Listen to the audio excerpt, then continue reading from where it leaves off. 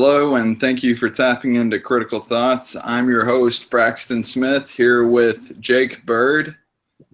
Today, we're going to talk about possible 2016 presidential candidate endorsement.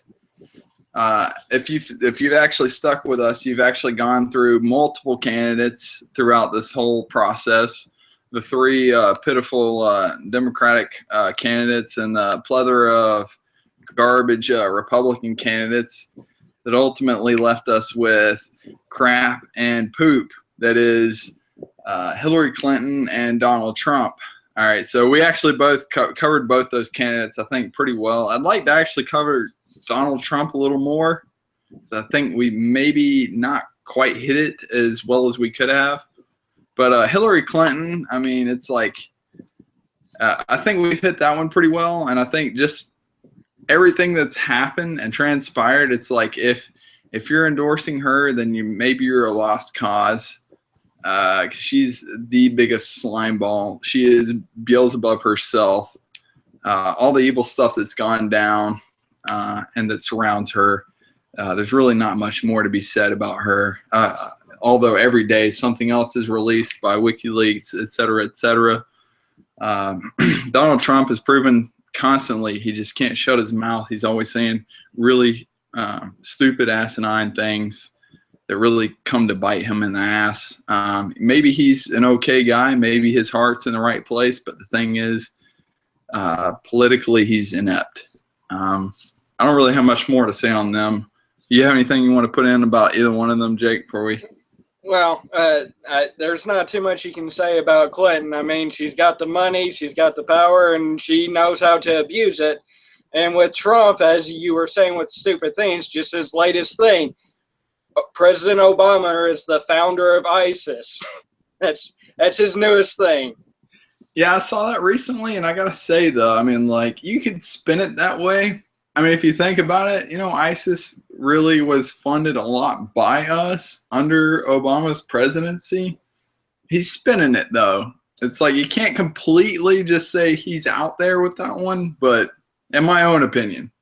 Well, see, that's the thing. He was actually on this radio show with, I forget which Republican radio show, and the host, he was trying to do that too, to help save him. He was like, you're saying because of the power vacuum and stuff from the wars under Obama's presidency, that's helped create this ISIS problem. And he goes, no, he's the founder of ISIS. He wouldn't accept that. He's the founder. Okay, all right, so I didn't get all that. I guess I should have clicked on that article before just reading the headlines and thinking I knew it all. And, I wanted to say, though, I've seen a lot with what's going on. Like, I kind of, to some extent, understand why somebody might get desperate and go for Hillary, in the sense that the media has basically pitted two large groups against themselves. And what's been plaguing us for the past several decades is the fact that we are no longer voting for a candidate. We're voting against a candidate. So, like, people vote for Hillary Clinton because never Trump. And people vote for Trump because never Hillary. We're not voting for principles. We aren't voting for policies or even a candidate. We're voting against somebody. This is a paradigm I'd really, in this election, or at least FFS, maybe the next election cycle, let's break this paradigm and actually vote for principle, vote for a candidate that represents our views. And so far, we've been crushing all these other candidates. We haven't found anybody yet. But tonight, hopefully, we'll discuss one that has caught our eye. Yeah, I mean, besides not even going with principles or candidates, if anyone was in favor of something, it's usually party. And it's like, for some reason, they're feeling loyalty to being a Republican for 30 years or a Democrat for 30 years. And the only thing I have to say to that is, well, I've always viewed loyalty kind of like respect. It's not given, it's earned. And after this last three-ring circus, if there's any time that kind of respect or loyalty has been used up and abused from the people by the parties, this is that election cycle. We need to get outside of it. Yeah, and I want to hit on one more big thing I saw on this. This whole election cycle, I've been meticulously studying the polls, studying social media, the most liked comments, like in the entirety of all the social media outlets, and like consistently. I think if anybody out here is watching this that was a Bernie Sanders fan, I genuinely think Bernie Sanders would have crushed everybody. I don't like him, but it's not what I like. It's the fact that everybody was pulling for this guy, and somehow magically Hillary Clinton just happened to beat him. Now, I think that the whole, we actually called this out in one of our early videos. Like Jake and I were discussing this, and I was telling Jake, and he was agreeing and backing me up on this, that Bernie Sanders, even though everybody wants him, Hillary Clinton will still win. We've been calling this for years now, and it's because she has the money, she has the connections. So it's like, we saw this, and the reason we knew this is because we saw this in 2012 with Ron Paul. Ron Paul is what everybody wanted, but Mitt Romney, Mittens himself, had all the connections and the money, and ultimately ended up winning the lose for the Republican Party. So anybody out there that's watching this, it says never Trump. I was for Bernie Sanders, but I guess I'm going to pull for Hillary Clinton because it's not Trump. This one, actually, I'm actually making this video at least for you. I don't know where Jake's motivation is, but this one, I hope this changes your mind about things. So you have any input on any of that, Jake? That's pretty much it. I mean, that we need to change minds before we can change the system. The people of the country have to get behind and actually try to make things work, have to not just keep falling into the trash that they keep setting. So the first one we got to get out of is this kind of tribalistic approach to things. And like you said, approach things by principle. How are things are going to work out? What are short-term versus long-term, not, Trump is going against the PC culture. Look at that. That's awesome. Or Hillary Clinton, I don't really trust her or anything, but she's definitely not an idiot. And look what Trump is saying. I mean, it's got to get beyond any one person. It's got to get beyond any one party, and it's got to be following some sort of principle, some methodology, some sort of tract of logic and reason and common sense. Jacob Bird, Hillary Clinton is an idiot. So is Donald Trump. Get it right.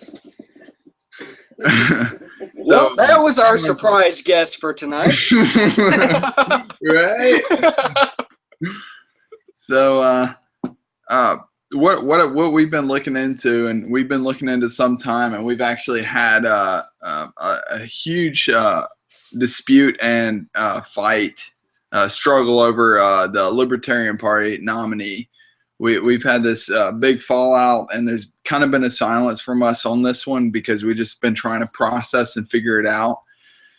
And so, so far, the only candidate I would actually consider putting my name behind would be, she said it, Gary Johnson. Okay. I've actually been considering Gary Johnson, but I got to say that originally I was pulling for another Libertarian candidate. I've been pulling for a more principled Austin Peterson. I understand most people listening to this right now probably don't know who he is, but he was a really solid candidate. And, Gary Johnson ain't too bad himself. There's just like a few problems I have with him. And Jake, I hope you can kind of change my mind tonight. I've been on the fence about this. We've been talking about this for a while, along with a lot of my peers at work. They've kind of been pulling away from Trump and looking more at a principled candidate. That's what everybody's looking for right now, is a principled candidate. And I feel like Gary Johnson may be able to deliver. But my biggest problem, as you already know, is his problem with freedom of association. So telling a business, that they cannot develop their own terms. They cannot turn a consumer down for services. Like with the whole instance we've seen with if a consumer a gay customer is wanting a cake baked for their gay wedding and comes to a Christian baker and says, I need this cake baked. A Christian baker cannot deny these services. This has been one of my biggest problems with Gary Johnson. Obviously, it's a big issue for me as a libertarian, but a lot of people, they're kind of on the fence about this. But so what do you say about it, huh? Well, in general, for Gary Johnson, I'm going to start out with this statement, and I'm quoting James Gordon from The Dark Knight, his ending speech. He's not the candidate we deserve, but he's the candidate we need. And that's pretty much because even though you might disagree with him on some things, he always approaches it from two things. One, on the personal level. He's not talking so far as what his presidential policy is. It's, I believe that this should happen. And the other one is, and he readily admits it, if you've watched the last two CNN town halls that they did for the libertarians, is he could be wrong. He's not dogmatic about the approach. But the main thing is the sad part of it is freedom of association is already under attack. The reason why someone can say that on TV is because there's already been these lawsuits where people have won and that freedom of association has been denied.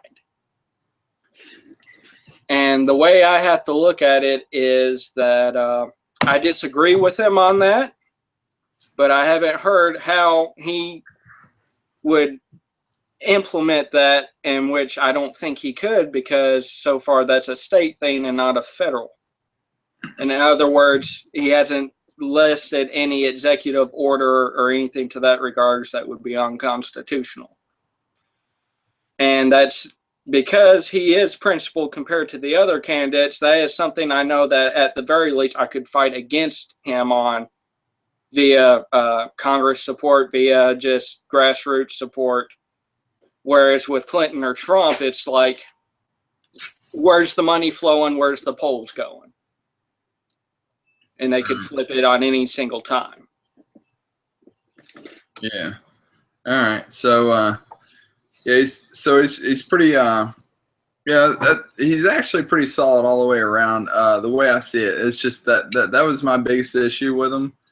And, you look at the other candidates too. I go to look at Hillary Clinton, and she's like, obviously, it's strange actually, because usually Democrats are the ones allegedly for peace. But Hillary Clinton's been the neocon. She's been actually pushing for war. And then you have Donald Trump, on the other hand, being the Republican and then being like, well, hang on, let's negotiate. Let's try to make deals with the Russians and the Chinese. Why are we trying to make war when we can make profit? But at the same time, he comes back with saying socialized healthcare is a good idea. So, I look at these two candidates and I try to weigh them. And it's like, if I had to choose, if I had to vote, I would definitely, out of the three, I would definitely choose Gary Johnson without a doubt. But I can't really go forth with the whole freedom of association. Just being a principled person myself, I can't go forth and say that I can fully endorse him. But now that you put it that way, though, the fact that, he hasn't said that he's going to make an executive order against that, it's just more of a, just kind of would personally prefer this kind of situation panning out and leaving it to the states, which is really the discussion we need to be having, is states versus federal government on all this. It just goes to show that, he is still sticking ultimately to libertarian policy. And I can say maybe I would vote for him. Definitely between the three, I would definitely vote for him, but I can't wholeheartedly go out there and give my endorsement or say, hey, Critical Thoughts endorses Gary Johnson. But maybe you as the other admin could say that. But well, as I've told you before, I don't have to like or love a candidate in order for them to get my vote. I just gotta know what their principles are, where do they stand. That way I know at least wherever I disagree with them, I'll have that honest battle with them and I'll deal with it then. But whatever I support with them on, and that is the majority of the positions, I can go with that and make sure that those are secured. But again, it's kind of unclear, but let me give an example through another topic with abortion. Personally, he's against abortion. He's a very kind of pro-life person. And while he was governor of New Mexico, he made sure that Planned Parenthood and the like didn't receive federal or state funding.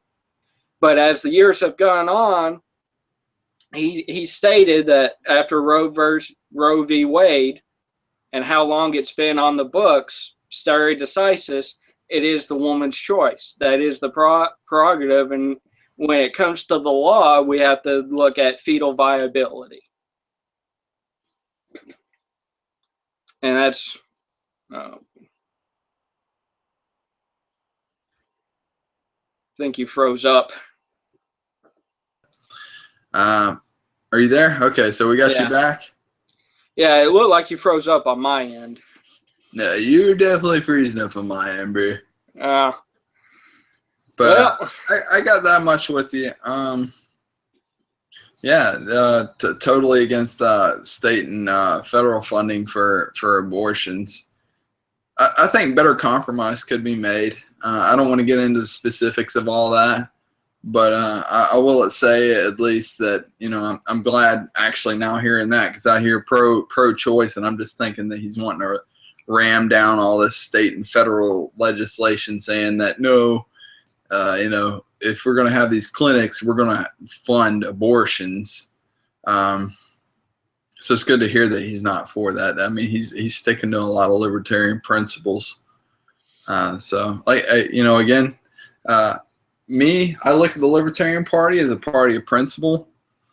And I got to say that for the most part, Gary Johnson seems to be sticking to it. But again, you know, it's like at the end of the day, I can't give my full endorsement, but I can say that, you know, maybe I'll lift the priority from maybe on the way to the grocery store that definitely I will go out and vote for this guy. So I can give you that at least, because I got to tell you, I was a stout Austin Peterson fan, and I was going to say that there's no way in hell I'm voting for Gary Johnson, but looking at it at the end of the day, oh my God, he's a hell of a lot better than Hillary Clinton and Donald Trump. So, yeah. One of the primary principles of liberty is that, you know, you can actually have these reasonable discussions. And again, with Austin Peterson, a lot of libertarians didn't like him because he was solidly pro-life. And there is that debate between libertarians about how far pro-life or pro-choice you are. How far are you minarchist versus anarcho-capitalist or anarchist? But at the end of the day, you just discuss it, and where you agree to disagree, you agree to disagree. We're going to have a sidebar on that later. Again, I don't feel like that's the discussion I want to have on this video, but we're going to have a sidebar after this. I don't know. That's about all I wanted to discuss on him. He's obviously principled choice for freedom, which through and through, both you have conservatives and you have your liberals. Conservatives want to tell you that, hey, you should keep your money. Liberals want to say, hey, you should keep your rights, your civil rights. And libertarian says, why not both? So, like, at the end of the day, Libertarian Party, like, if you really look at it, more often than not, you're actually libertarian principled. You're in the favor of liberty. You believe in the rights and the ideas of the individual over the collective. So, yeah, Gary Johnson definitely represents a lot of what I believe in, and I guess, yeah, I'm going to vote for him here in November. So that's all I got to say about it. You got anything else you want to throw in, Jake?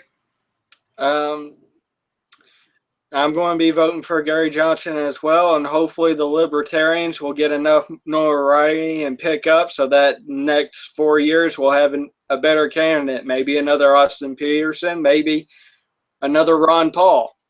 That's the whole point. Yeah, you know, now that you mention that, it's another thing for anybody out there that's like maybe a diehard libertarian, borderline anarcho-capitalist like myself. Something you should look at. It's like, think about if Gary Johnson was our next president. how much better would he be versus our last 10 presidents? Like, he would actually, I would say, easily eclipse Reagan. You'd be looking at maybe, I would say maybe even beating out Calvin Coolidge and Thomas Jefferson, maybe even. I could say Ron Paul for sure would totally destroy everybody, but here we are with Gary Johnson, and he would be one of the better presidents we've had in American history. So I implore everyone to seriously consider Gary Johnson as a presidential candidate. While I can't fully endorse him, I will say that he definitely represents 95% of what I believe in, and I think most liberty-hearted people also believe in. Yeah, the mess we've gotten currently didn't happen overnight. It's been gradually building up for years. We got to make the first steps to actually break down the system. It's not going to happen overnight. It's not even going to happen with the term of one president. But if we keep sticking to principle, we keep saying we're not going to back down when our liberties are threatened, endangered, and coerced, it will work for us. That is the history of this country. We just got to accept it, embrace it, and keep working forward with it. Word. All right. With that, I guess we thank you again for tuning in. And if you have any comments, we definitely try to tend to them best we can. I guess that's in for us. Try and tune in next time. Hopefully we'll be talking about and celebrating the fact Gary Johnson's our president. Hopefully we'll have a video before that, but whatever. All right. Thank you for tuning in. Have a good night. Yeah. Good night, everyone.